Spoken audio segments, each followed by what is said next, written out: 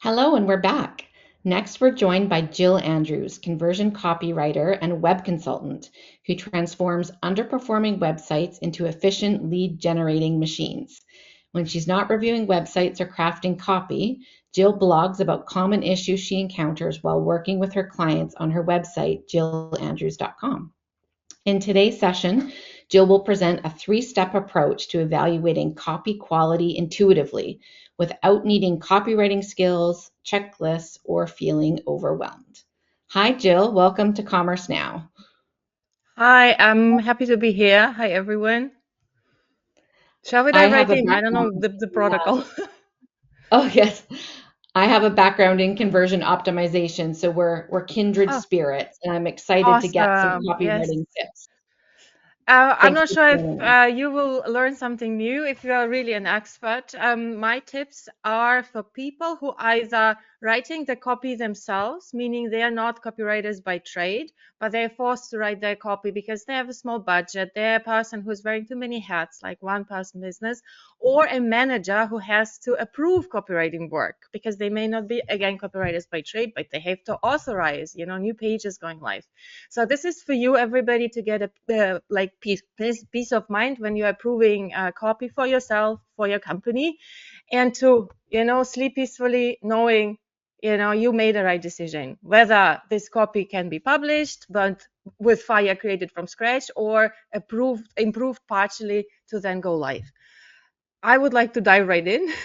Yes, Any let's dive objections in. or Take any it away. questions? All right. So, share, okay, just a second. Window, just. All right. Let me see. Let me know if you see my I sure title do. Yeah. slide. Yes, Okay. I do. Is my face also visible, or you only see Yes, the it is. slides? Yeah, we can Okay, see you cool. on My your face is side. also visible. All right, because I can't see myself, it's only the slide, so I just want to. All right, so this is our $1 million question today. Before we dive in, for people who never met me, just a couple of words about myself. I included my pic because I didn't know if you would be able to see me with my furry assistant who usually helps me out with stuff. What I do is I write copy for websites, conversion optimized copy, and I also consult on website structure, messaging, and design. It means I optimize websites, their front end from start to finish. I look at the pages not only with respect to words, but with respect to literally everything, with strategy, messaging, with design, and then of course words.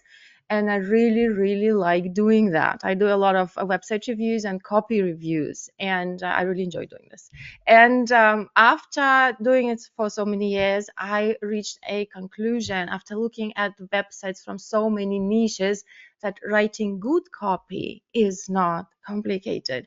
Writing great copy is indeed complicated. If you are aiming for world domination, if your niche is extremely competitive, then probably, it would be complicated.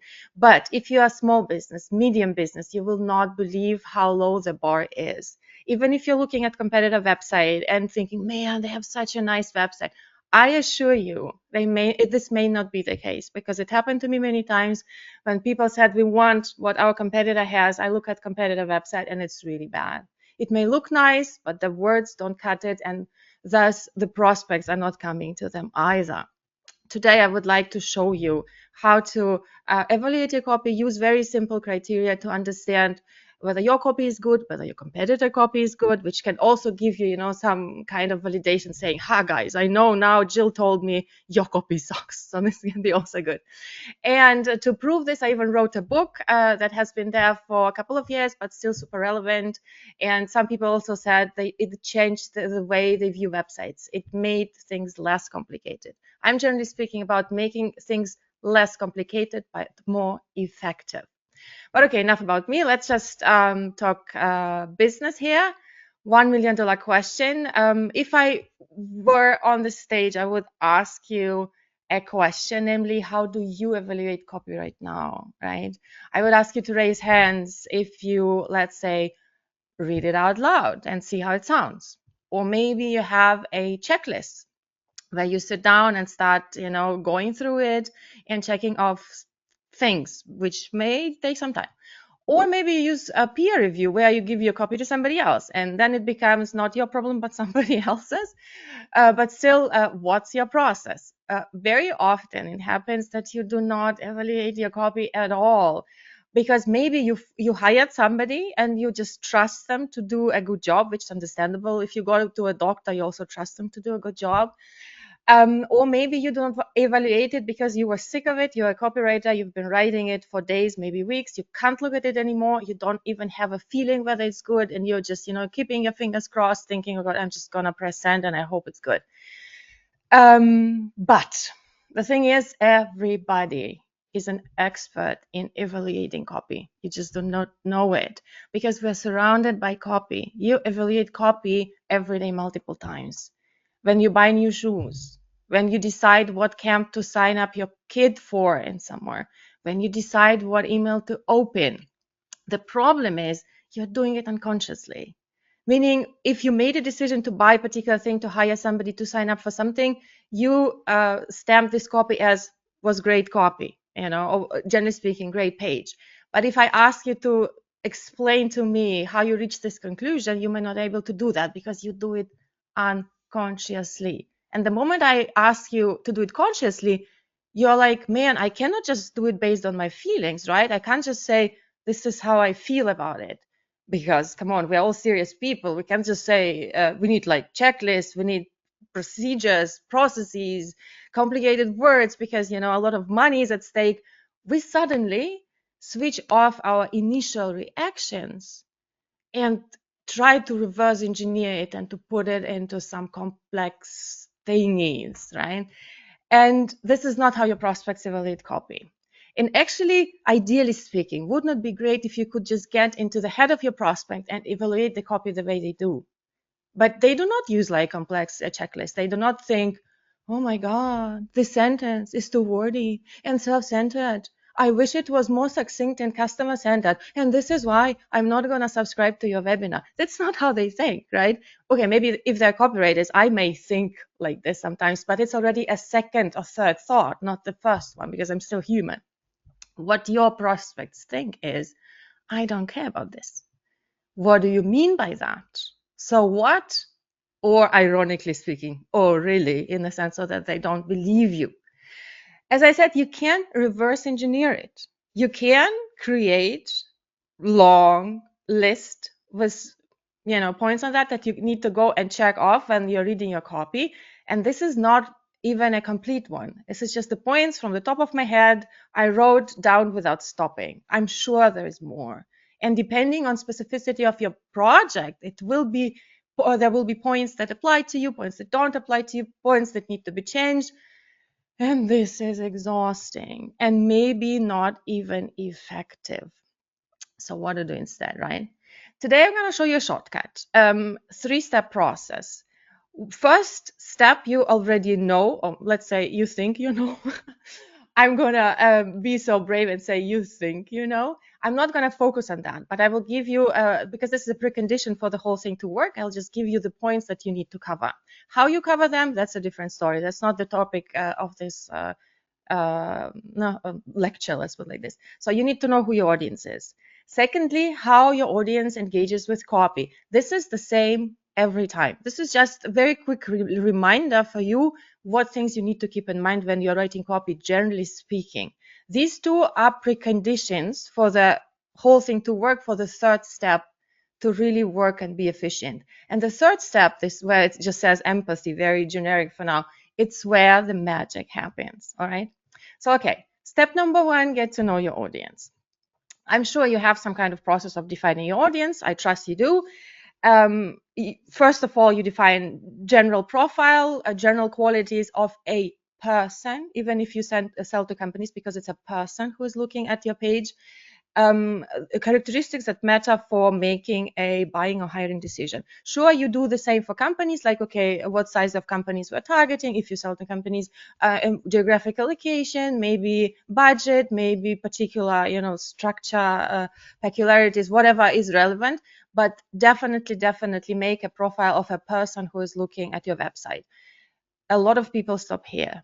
You're probably thinking, or some of you, why is it number 1? What is coming after that?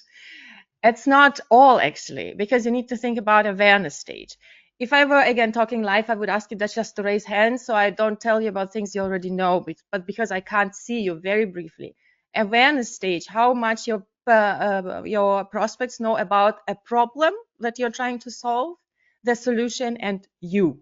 It can go from completely unaware, where they don't even know they have a problem.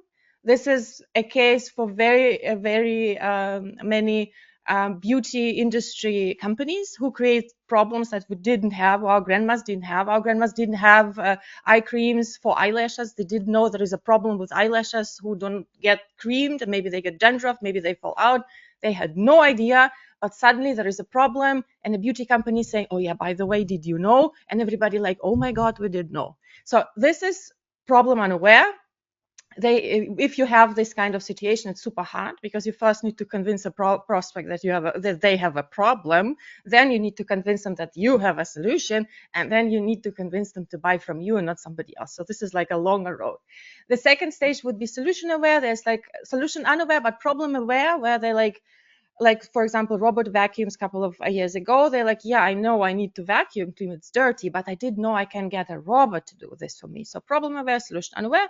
And it goes up to super aware, where they know everything. They know the problem. They know you're a person who, generally speaking, has the solution, but suddenly you develop a new solution, or you like launch a new course, new product, and they're like, shut up and take my money. We know you, great. It's like iPhone, basically. You know, for Apple copy, they just write 2 lines, put a image on new iPhone, everybody runs towards their shops. It's like super aware audience, right? You just need to give them an easy way to buy and tell them what the price is. You need to know this for your audience. It can be also mixed. I had cases where you have audience 50-50 or 60-40, like not even problem aware maybe, and then only solution aware. Third, you need to know what criteria they use to make a decision. This is super important. It's not included in the profile. They all come with criteria where they think, I only will hire somebody that is XYZ, or I only buy a product that has these particular features. For example, I recently in winter I was buying a new sledge for me and my son, and for me it was important that it can support 2 people. This is, for example, this kind of criteria, right? So not every product, not every service, although they may be called the same, will fit their criteria. Last but not least, objections. What can prevent them from hiring you or buying from you? Again, forgotten super often. By the way, price is not an objection. I'm not talking about price, because for price, it's either perceived as too high. It means your page is not working enough to communicate the value that you're providing, or it's just out of the budget of this person, and it doesn't matter what you do, they're not going to buy. So price is not, this is something different. I'm talking about like maybe geographical location. Maybe if you're a life coach, psychiatrist, whatever, even gender could be, your gender can be objection, or a criteria, depending on how strongly can you persuade them to change it. If you can persuade it to change them to change it, it's an objection. If you can't, it's a decision criterion. All right. So this is about knowing your audience. General profile with characteristics that matter for making a buying decision, awareness stage, criteria, and objections. Together, it spells PACO. I always wanted to create an acronym that makes sense. This one apparently doesn't cut it, or so I thought. And then I thought about this designer. You maybe know him, Paco Rabanne. He unfortunately already deceased. But we are going to use him as our reminder of knowing our audience. And he also looks like that you need to take this seriously. All right, step number 2, again, very briefly, keep in mind how your audience reads copy, regardless whether it's on their phones, computers, or physically speaking. So the moment they encounter your page or flyer, maybe, they're like, okay, what is this? If they cannot understand what it is, quickly they throw it away or close the browser, right? If they decide that, okay, this is about the thing is, and I'm kind of interested in thing X, it may be relevant for me, they start reading. And you see there is a circle around this hourglass. So they are constantly asking themselves, they keep reading and asking themselves, is it worth my time? Is it worth my time? When or if at some point they decide that it's not worth their time, they're gonna close the browser or throw away your flyer again. If they read till the end, or they think they read enough and they encounter a call to action, right? They're like, oh, look, now I could do something, but do I want to do this? They again can decide no. You can see a lot of roads lead to the, trash can. And only if they thought it was relevant, they spent enough time to understand the value, they still think it's relevant and valuable by the time you present them with call to action, only then they may buy from you or hire you. But this is all the time, like it's the same all the time. So what does it mean, like in a shorter form? We saw it's like, what is this about? Is it worth my time? Do I want to do this? It translates into 3, let's say, points that you need to keep in mind every time you write a page or copy, whatever. Establish relevancy quickly, keep their interest, persuade them to take action. So just to summarize, you know your audience, you know whom you're writing for. Now you can start writing, or like evaluating your, let's say, okay, we're not talking about writing, we're talking about evaluating the copy. You need to see, first of all, that it establishes relevancy quickly, keeps their interest all the time, those specific people, not somebody else from the street, and persuade them to take action. All right. We covered 2 parts of it. Now we are coming to this empathy part, right? The approach I was talking about. What I would like you to do now, we will have some examples, right? So what is it based on? I already told you it would be based on your super initial reactions before even a conscious thought comes. I would like you to listen for these 3 reactions. I kid you not, that's what I do. I've been doing it for 9 years. I still do this, and I really trust it, and it really works, and it really makes sense. So I would like you to listen for these 3 reactions when you will be reading the examples with me in a minute. When you think like you're reading a sentence and you do not understand what it means, your first reaction would be like, or what the hell does it mean, right? If you've been reading some copy for a long time and it was not good copy. Second reaction is prove it, or you don't say, ironically, if you encounter something that you do not believe right away. And the third reaction is, how do I care? Or how I like to say it, so bloody what? It's like me after 3 hours of nonstop reviewing copy, me thinking to myself, so bloody what? You will totally understand what I mean after we look at a couple of examples. Maybe some of you know this animation. It's called Inside Out. It's about a girl going through hard times, and we get to see her emotions represented by 5 distinct characters. It's like anger, joy, and so on and so forth. You can think about it like that. But just like we don't need all these emotions like in the movie, we are looking for how, prove it, how do I care? But they all are speaking in our head, basically. This is how it works. So now we will read an example, and I will pause for a couple of seconds to give you a possibility to listen to your initial reaction. Ground your CX strategy in ongoing employee and customer understanding. I need to smile every time I read this example because it's my favorite example. And of course you thought, what does this mean, right? Next example. This is a sentence from an about page of a company that is a marketing company where people would like to hire them to run ads for them, right? So a prospect comes to their about page and they read, "We love coffee, Oxford commerce, and a good joke." As a prospect who wants to know why you should trust this company, you think, how the hell do I care about this? Example number 3, we can help you achieve success. What's your reaction? I think, prove it. So many times I see sentences like this, we can help you achieve success. No proof whatsoever following the sentence. Of course, if after that I have a testimonial on the page with some data that says, this company helped me, grow my business within 3 months, 300% increase in revenue, or this company ran my ads and I saw 500% increase in ROI, whatever, or this product, is like amazing, then sure. But if it's not followed by anything, Mr. Prove It needs to scream really loud and say, what is this? This is not gonna do. Next example. We provide a number of services to suit anybody's situation. What number of services? What situation? Not gonna cut it either. Our proven process consistently produces optimal financial results for businesses like yours. Prove it. What does it mean? Here it's like a mixture of a lot of things, but if you put it in a normal language as well, it just says, okay, we produce some financial results for your business. Prove it. No proof, we can't trust it. What also qualifies as non-trustworthy is phrasing like best in class, transformational, unique, cutting edge. Actually, there's nothing wrong with the word unique per se, but if you can't prove that it's unique, or you are not saying how this uniqueness translates into benefits for your customers, that's again completely useless.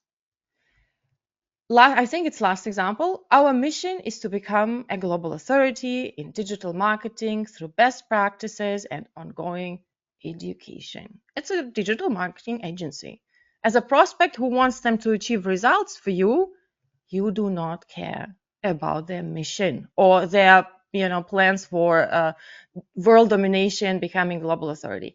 As a company manager, CEO, employee, you probably should care about your mission because it's something that unites your team. It's something that gives them purpose.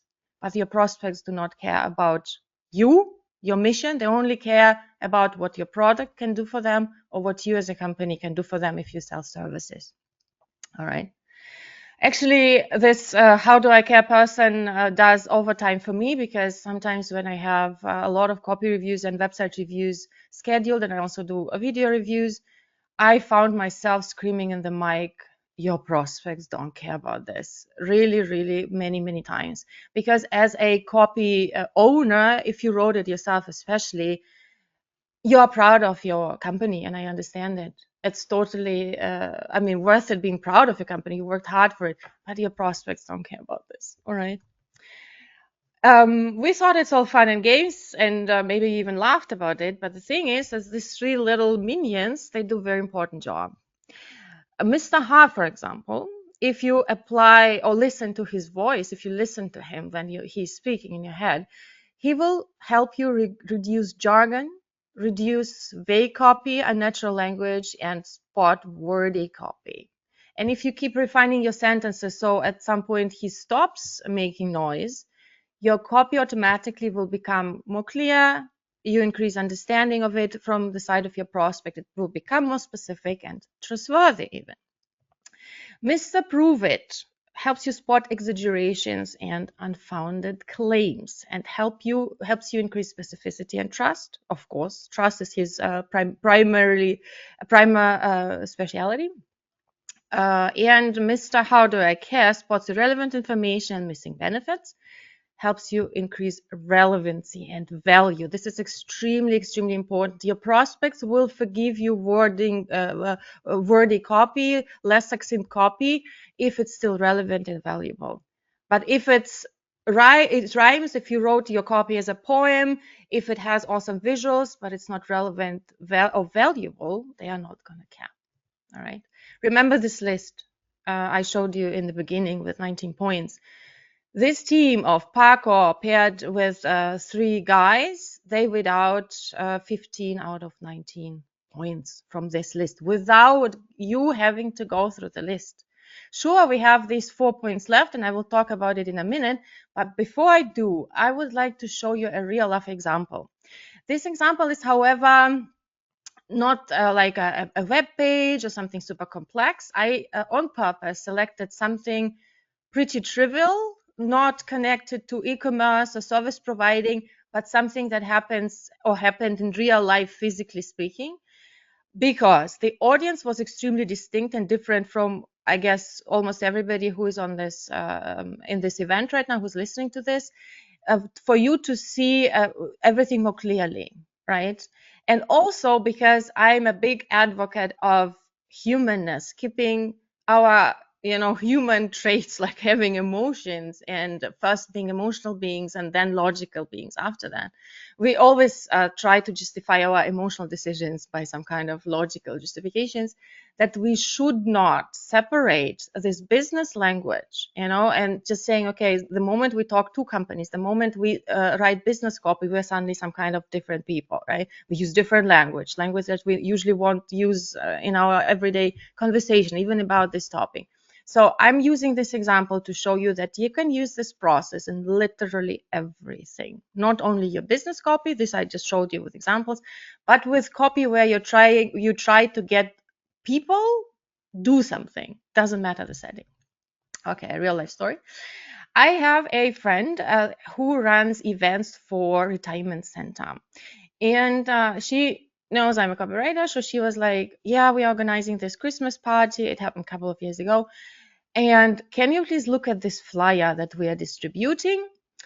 And another problem we have is that people are not RSVPing. So they're showing up, unannounced, and we can't plan properly. But it was actually her secondary concern. She just wanted to beautify the flyer. I will show you the flyer. Are you ready? This was the flyer. When I saw this flyer, I almost cried, and I will tell you why. I don't know. I mean, probably it doesn't have such an impression on you, but because I immediately see so many things here, that this is being sent to elderly, citizens, trying to get them to do things. I was like, oh my God, okay, this calls for a half an hour video explainer. And of course, I did that. What we are gonna do now, for me to show you how this process applies, we are gonna first call Paco and identify our audience. These are people 70 plus, which means that they have weak eyesight, short attention span, even probably shorter than young people, and they're also forgetful.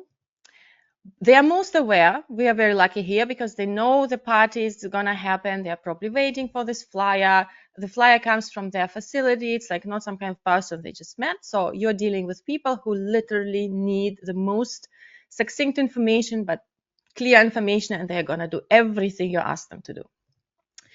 Their criteria for making a decision where to come to the party, date and time, whether it suits them, and whether their friends can come. Because there are a couple of citizens who are new, residents who are new, and they're like, okay, if my friends are not coming, I don't want to, so on and so forth. And objection for taking this action. They did not know that they have to RSVP, or they just forgot. This would be very important because this is one of the points that the original flyer did not cover at all. Okay, this was our Paco. Let's pretend we are the resident of this facility, and we're reading the flyer. And the first line says, oh, Christmas time. And you're like, okay, I have no idea what's coming. So already I just do not understand what's happening. Already it's like, what is this about? We don't know this. But okay, we start reading and we see, okay, our Christmas party is taking place Tuesday, December. Time is also present. And I keep reading. And I remember that I'm, a person who has weak eyesight, short attention span. I'm still reading. At some point, I need to ask myself, as a person who wrote this flyer, will I be able to keep their attention with particularly this font? Is it easy to read? Probably not. But as a person who already found out the time of the party, they're like, okay, I got it. Christmas party, blah, blah, blah. I don't care about the rest. Doesn't look like anything else is coming. I'm going for a walk. And you're like, so you'll remember to register, right? And they're like, register? Well, I'm not surprised here, but because when your ideal audience doesn't do what you want them to do, it's always your fault. And I'm talking about ideal audience. You cannot persuade everybody to buy. But if you have a person who has the budget, who is interested in your services, who will be helped by this product or services, and they still don't buy, we know who is at fault here. All right. So what do we see here on this slide? What are the problems? It's not immediately clear what that was. It was not immediately clear that they have to do something. And we need to make sure for them to take action, we need to make place and time clearer. I'm not sure what the next slide was. I don't want to spoil the surprise, but in case the next slide is already the flyer that was changed, what I would like to say is what you're going to see now, of course, the words also changed, but imagine even we wouldn't change a single word on that flyer. That's another point I would like you to take. Just by making very small design changes, 2 design changes, and changing the title, you're improving this flyer by, I don't know, maybe 70, 80%. Okay. So as I keep saying, you can you can achieve big results if you're starting from this kind of situation where you have a lot of problems, but just going for clarity. Okay, just clarity alone already gives you a big boost. Look at this. Okay, Paco was not happy. So this was our previous original flyer, and this is what we do out of it. Very clear tagline, Christmas party invitation. We have the date that they need to know right away, because this is the biggest deal breaker. If they can't come, they can't come. They don't need to read. But the second reason for putting the date so early is that they will always remember. It's like literally second and third line. And the third another design change is that we make the RSVP request super visible. Not to mention that we, of course, changed the font. Okay, it's not about the copy, but you need to look at your page as a whole. It's not the topic of our talk right now, but just to demonstrate to you, I cannot improve the page by leaving such a big disadvantage of the page as the font you're using the same. If I wrote it in the same font, it would be really, really worse. So we had to change the fonts also. Of course, I changed the words to make it more to address people as you and so on and so forth. But even if the words were the same, once again, just because I had a clear tagline, what it is about, important information prominently displayed, and the ask also prominently displayed, it's immediately amazing improvement. She told me that a lot of people RSVP'd and they had a great party. Another problem was many people who RSVP'd didn't come. So that's a different story. But the thing is, what we wanted to achieve, we achieved. There was another problem that occurred later. I don't know how they're going to deal with that, if they would like to deal with that. But yeah, I wanted to demonstrate to you very quickly on an example that was an odd one, with odd audience, with odd medium as well. You can apply this on anything, literally anything. All right, back to the list. I promised you to talk about the 4 points that were not covered by this team, what to do with them. For example, they do not assure that your copy would be succinct or sound confident or will establish emotional connection. Or, for example, you won't be talking down to the reader. These guys cannot weed this out. Which is, of course, not that I cannot possibly teach you within 30 minutes how to do everything perfectly, right? So for this, you will, of course, need copywriter magic. But if you aren't a copywriter, your copy does not have to be perfect. I completely promise you. You will not believe it. Every time I have a website audit project, a copywriting project, I always start with auditing websites of competitors. Of course, not like so deeply, but just like opening their pages that have they're competing against the pages of my clients, and I see what's out there. From, let's say, I usually analyze 6 to 10 competitors, and maybe one competitor would be somebody that we have to be mindful of. Everybody else would again have a lot of vagueness, a lot of me-centered situation where you think like, how does a prospect care about this? So these 3 people, if they went to your competitors, they would be screaming, right? So just take this team, work with them, improve your copy based on their feedback. Prove it, how do I care? And you won't believe it how much better your copy will become. Not perfect, but much better. It just needs to be good enough. Yes. But if you're a copywriter, I really urge you to keep learning the 20% because I also seen cases, and some copywriters came to me to help them write their own copy. For example, if they're starting an agency, because they kind of thought, okay, they're way too deep into their own stuff. What I saw was a lot of personality, a lot of drive, a lot of motivation. A lot of language that is emotional, a lot of alliterations, maybe things that rhymed, maybe some puns and idioms, but little substance. Sometimes vague copy, sometimes copy that just do not describe the offer at all. and so on and so forth. Do not forget the 80%. Super important. First, get the 80% right, and then start using alliterations, rhyming, idioms, and whatnot. Because if you start with 20%, it won't help you. If people do not understand what they're reading, it doesn't matter how nice it sounds, just auditively speaking. Yes. All right. It's a wrap. If you have any questions, I would be happy to answer them. Silly questions, no such thing. So please be brave, and I would be happy to answer anything you have for me. Great. Well, thank you so much, Jill. I really appreciate your passion and insight there. We do have some questions. So the first one is, how can your approach be used collaboratively within a team to ensure that everybody agrees on the quality of the copy? What I really like to do, well, I always, when I send my first draft, because I also collaborate with client, right? And you may also think, okay, client has an upper hand. I'm supposed to do everything client has. You need to establish a base where you said, okay, we're using this kind of approach, both of us. So when I record a video and I record a copy walkthrough and I say next steps, and I say, if I'm the person I'm driving copywriting, you need to have one person who is kind of responsible for driving this, and you say, I would like to have your feedback, but please do not rephrase the sentence, because when the sentence is rephrased, I do not understand the reasoning behind it. Let's talk about the reasoning behind the change first. So every time a person submits feedback, they need to submit their reason. Not let's change it from utilize to use, or from get to I don't know, whatever other word. Please tell me. Mark a sentence and say, I think this sentence is too vague. It does not specify this. Or you say, I think this is too wordy, or this sounds unnatural. First, talk about substance. In other words, only when you identify a problem, you can find a solution. Because sometimes it happened to clients, although I told them to do this, I opened the document and they are like red markings all over.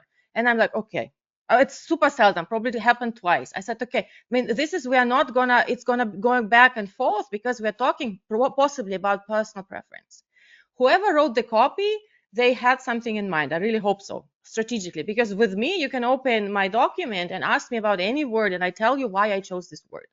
So if I don't know what the context was, it's like, are you as a group reviewing a work of a copywriter, or did you write the copy and then you get feedback from many people? If it's the latter, I would recommend recording a video with strategy explanation. I always explain strategic choose of words. I said, I decided to use this word here because during the discovery phase, analyzing voice of customer, we discovered ABCD. Sometimes I provide versions. This is such a great trick. Whoever copywriters are listening, if you are not sure, if there is very important line of copy, for example, banner tags or website tagline or some kind of selling points, I provide versions. There are at least like 3 to 5 versions, and sometimes I mark them and I say, this will work best if you're trying to attract prospects like this and that. You will not believe how little objection I get to this, because you show people that there is a strategy behind. It's not about a particular word. I do not have any personal preference, zero. I'm always camp prospect. I only can tell you prospects will not understand this, or I can tell you prospects will not care about this. But if you provide me with 5 words that are equally, 5 synonyms or 5 different ways to phrase it that are equally clear, equally relevant, I'm like, choose whatever you want, right? Yes. So please talk about substance first. And if you are a copywriter, literally set your own rules. What I also noticed that people are afraid to set boundaries. Somehow they think, okay, client, they're paying money, whatever. I always say, and people laugh about this, wow, this is so ballsy. You're not selling anything. You're solving problems for money. They have a problem. You're like, when you go to a doctor, it's like you're not telling the doctor how to treat you, if you trust the doctor. So you need to have this trust, and you need to say, okay, this is the process that I've been working with for many years. It works, it's efficient because A, B, C, D, because it's very important. Do not impose anything without explanation. I always say, let's use this approach, because I found that talking about the reason will make us go through revisions faster. We will need fewer revisions. We'll complete it faster. What do people want in your group? They want to get it signed off faster. Talk about this. This process approach will help us all work more efficiently, faster, without overwhelm, and get this project published faster. All right. I hope Great. this Thank you. clarifies it. If not, please ask a clarifying question. No, it does. And we have time for just one more question from the audience. They asked, how do we balance not being too wordy with, SEO? So obviously having to insert keywords. If you could speak to that. Yeah, but the thing is, SEO, if you're doing it right, it's a natural thing. I mean, you don't even have to do. If you really have to struggle with inserting SEO words, you're doing something wrong. It means your page is not relevant for whatever SEO you're trying to force on this poor page. What I find, sure, clients give me keywords, but even if they didn't give me keywords, the keywords would be already there. It's like, Right. because analysis of voice of audience, because how your service is called. Sure, if your service is called magic, I don't know, something completely out of this word, like wizard of words, if you're not calling yourself copywriter, I'm just coming from my niche, it's just an example that I have in my head, and you're calling yourself wizard of words and not copywriter, this is kind of not a good idea. Generally, this is also a very cool thing. I will write a newsletter about this. I need to remind myself. An answer to many questions like, how should I call my service? Which phrase should I use?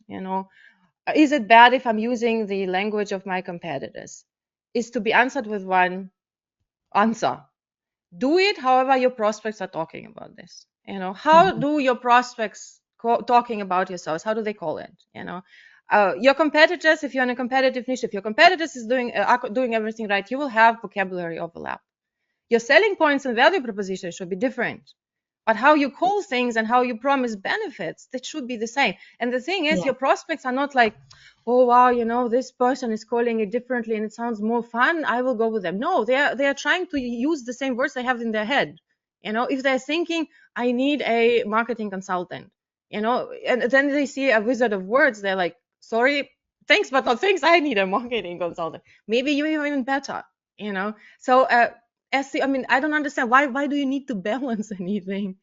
Or do you mean like you need to bloat your page unnecessarily? Is this the question? Because if your page is relevant, generally speaking, you will not have any problems with SEO, right? I mean, correct me if I'm wrong. Got it. No, I mean, I think you mentioned you do reference an SEO keyword list, but you attempt to write it without the keywords and then probably just go back and check them after the fact. And if you've done a good job writing the copy, Yeah, then most of your keywords will be covered. Makes sense. absolutely. It happened that, Right. oh yeah, here we can put another keyword. Yeah, but it may be Yeah. like one or two, but everything else Right. is covered. You don't want a keyword stuff. Got it. No, Hmm. no. It needs Yeah. to read naturally. I mean, I thought we already passed the point where we stop Yeah. Yeah. pages with keywords. Yeah. Agree. Well, thank you so much, Jill. Really appreciate your passion for the topic. Welcome. We've got some more feedback from the audience, just people raving about your presentation Yes, and your book. people, So I can't thank see you it. so much for Please, somebody today. make Really screen. appreciate I your know some time. people from my list are watching because they wrote to me that they're coming. Please, somebody can make some screenshots from nice comments, because I think it's important for my imposter syndrome to have a folder with positive feedback, and I encourage everybody who is working a bit publicly to create this folder. And if somebody can send me a screenshot of people saying nice things about me, I would really appreciate it. Will do. Yeah, we'll send you that feedback. Thanks again for Thank today. you. Let's take a Thank you quick, so much. quick break now before our next session, and we'll see you back here in a few minutes. Thank you. Thanks, Jill.